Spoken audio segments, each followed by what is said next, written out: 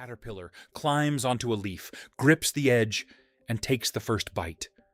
To us, it barely registers. A soft little tear, a neat crescent missing from something green. The plant doesn't jerk away, it doesn't cry out, it doesn't even seem to react.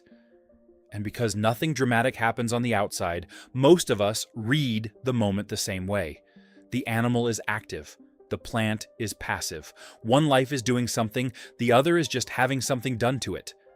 But that reading is wrong, because inside the plant, the first bite is not a quiet event. It is rupture. It is detection. It is a sudden change in pressure, chemistry, and electricity. It is information moving. It is priorities being rewritten in real time. A leaf being eaten is often one of the most intense things that happens to a plant all day. Now, to be careful. This does not mean a plant feels pain the way an animal does.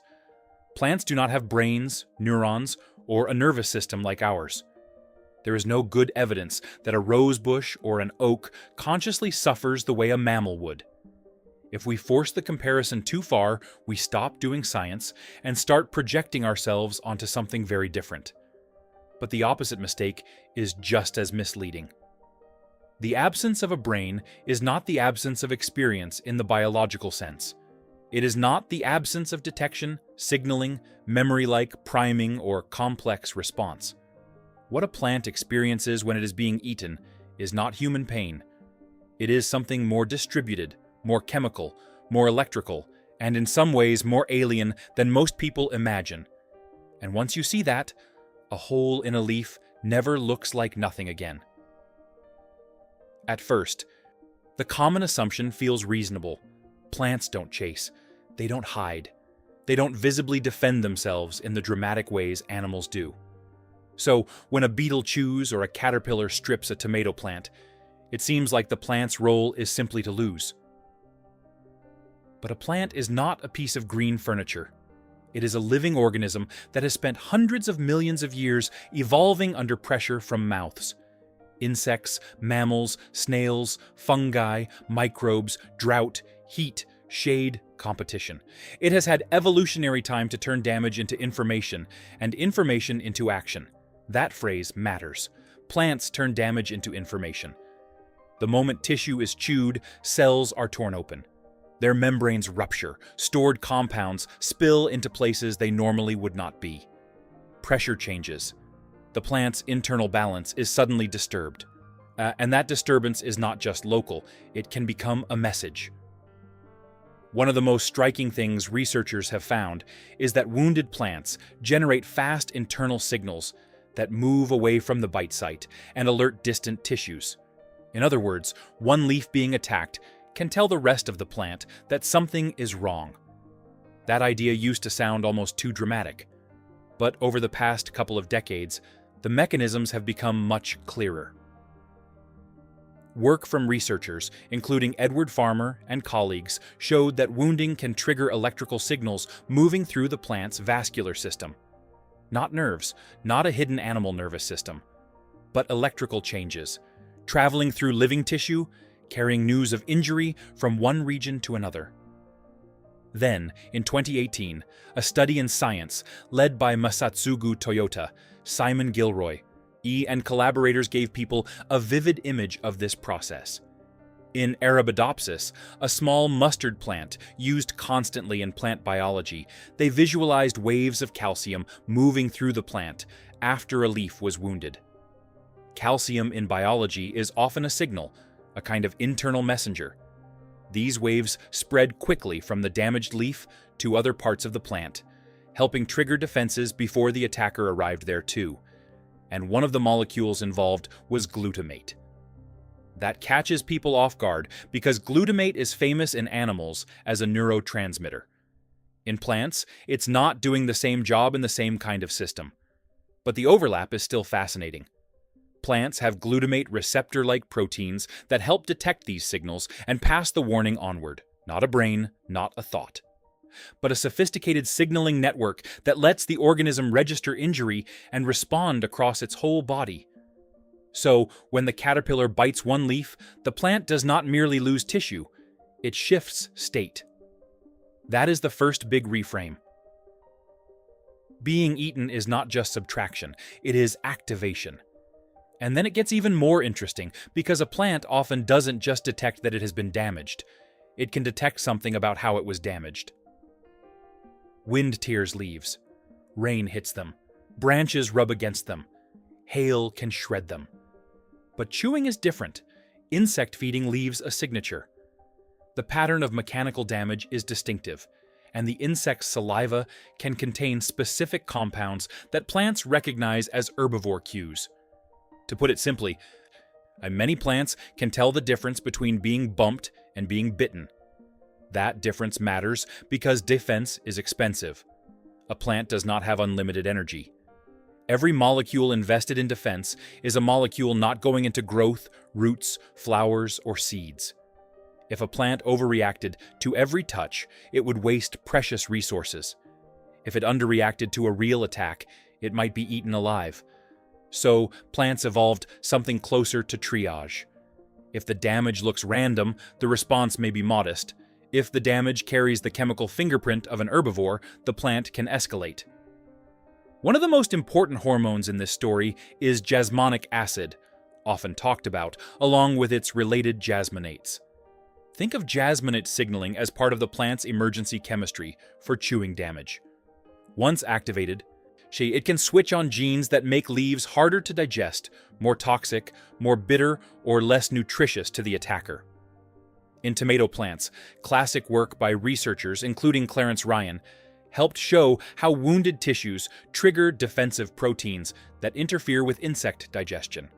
In other plants, attacks can increase alkaloids, tannins, sticky latex, or other compounds that change the cost of feeding. This is not a single trick. It is an arsenal. Some plants toughen cell walls. Some flood tissues with chemicals that make an insect's gut enzymes less effective. Some make themselves taste terrible. Some reduce the nutritional value of the meal. Some release resins or latex that physically gum up an attacker's mouthparts. And all of this can begin from that first small bite that, to us, looked like nothing. There is another layer here that makes the whole event feel almost eerie. Plants don't just respond after tissue is gone. In some cases, they seem to detect the approach of being eaten. Research from Heidi Appel and Rex Cockcroft at the University of Missouri suggested that Arabidopsis plants exposed to vibrations matching caterpillar chewing changed their chemistry in ways that could prime defenses. The plant was not hearing in the animal sense, but it was responding to a pattern of vibration associated with danger. Imagine what that means in practical terms. The leaf is not only a surface, it is a sensor. Before the chemistry of saliva, before major tissue loss, the plant may already be reading the physical rhythm of attack. And this is where the phrase plant behavior starts to feel less metaphorical and more literal.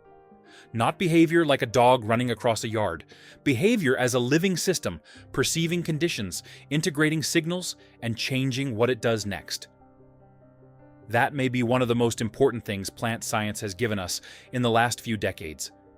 It has shown us that stillness is not the same as passivity. Plants are slow in the ways we notice. They are not slow in the ways that matter to survival. Now, here's the part that changes the emotional tone of the whole story. What happens inside the plant does not stay inside the plant. When many plants are attacked, they release volatile organic compounds into the air.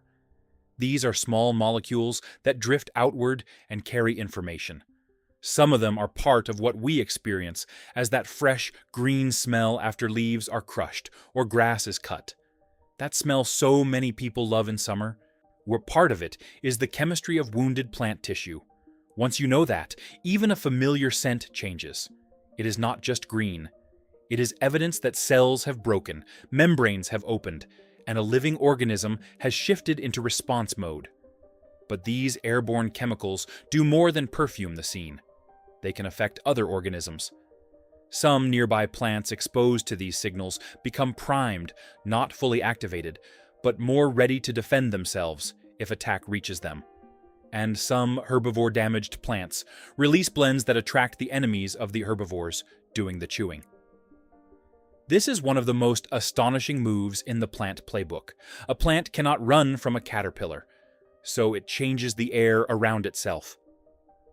Research by people like Marcel Dicke and Ian Baldwin helped make this famous. In several systems, including corn and wild tobacco, plants under attack emit chemical blends that can attract predators or parasitoids of the insects feeding on them. In plain language, the plant's damage alters its scent in ways that can bring in bodyguards.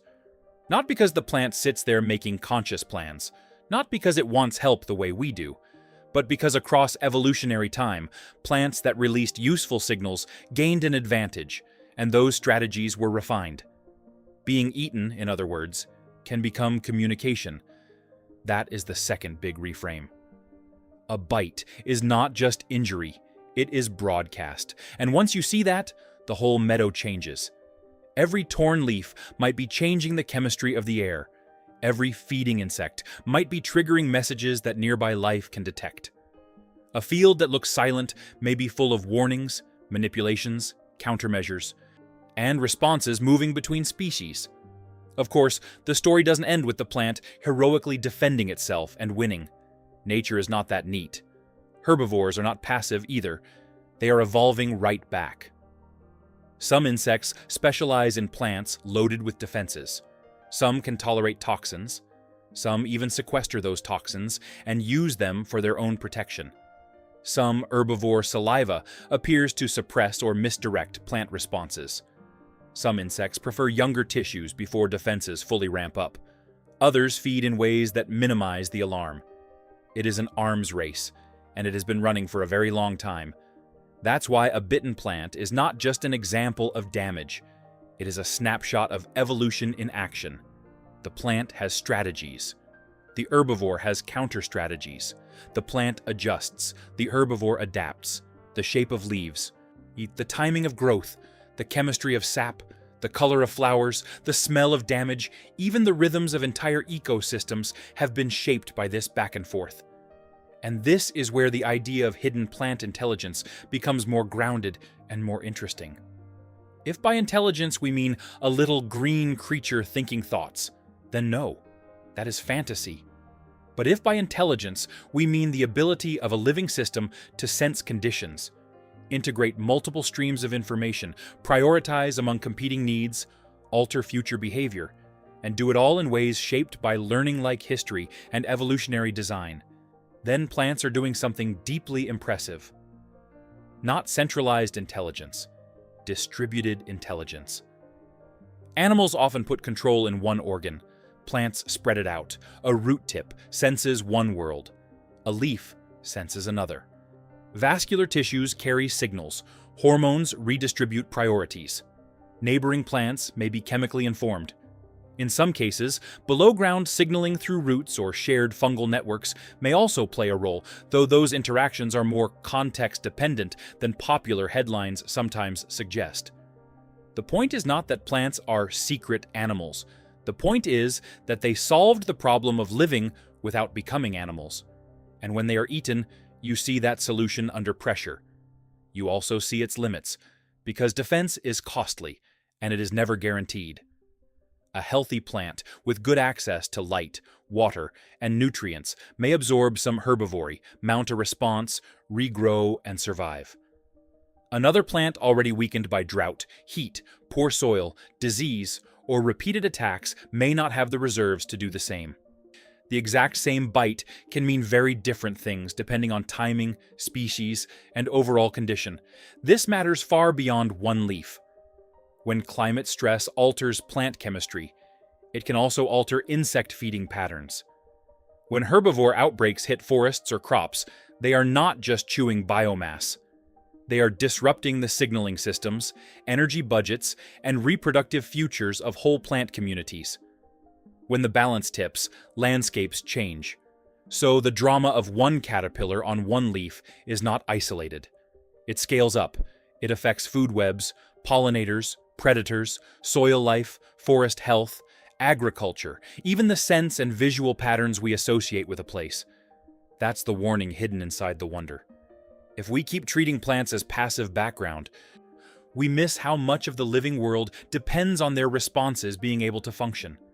And now we come back to the question in the most honest way we can ask it. What does a plant experience when it is being eaten? Not panic with a face. Not pain we can confidently equate with our own. Not emotion in the way human language usually means emotion. But also not emptiness. It experiences rupture, translated into signal. It experiences membranes broken and molecules released. It experiences electrical disturbance moving through vascular tissue. It experiences calcium waves and jasmonate surges. It experiences a whole body shift from growth to defense. It may change its chemistry, harden its tissues, spoil the meal, alter the air, warn its neighbors, and recruit the enemies of its attacker. That is not passivity. That is a living system fighting for continuation with the tools it has. And maybe that is the deepest emotional shift here. We are so trained to recognize life only when it moves like us, sounds like us, or suffers in ways we already understand. Plants fail those tests, so we place them in the background of the world, almost halfway between object and organism. But a plant under attack is not background. It is reading, signaling, prioritizing, improvising within the limits of its biology. Quietly, yes. Slowly by our standards. Sometimes, but not blankly, never blankly. The next time you see a leaf scalloped by beetles, a rosebud chewed at the edge, or a tomato plant stripped by hornworms, try not to see only damage. See the invisible event that came with it. The alarm that spread. The chemistry that changed. The information that moved. The evolutionary history packed into that torn green surface. What looks like a helpless plant being eaten is often a highly organized response, unfolding just beyond your senses. And once you understand that, the garden, the forest, the roadside weeds, even the smell of cut grass stop feeling ordinary. They start feeling inhabited. If there's a plant behavior you used to overlook and now see differently, tell me in the comments. And if you want more of these hidden stories from the science of plant life, subscribe. There is a lot more happening in the quiet than most of us were ever taught to notice.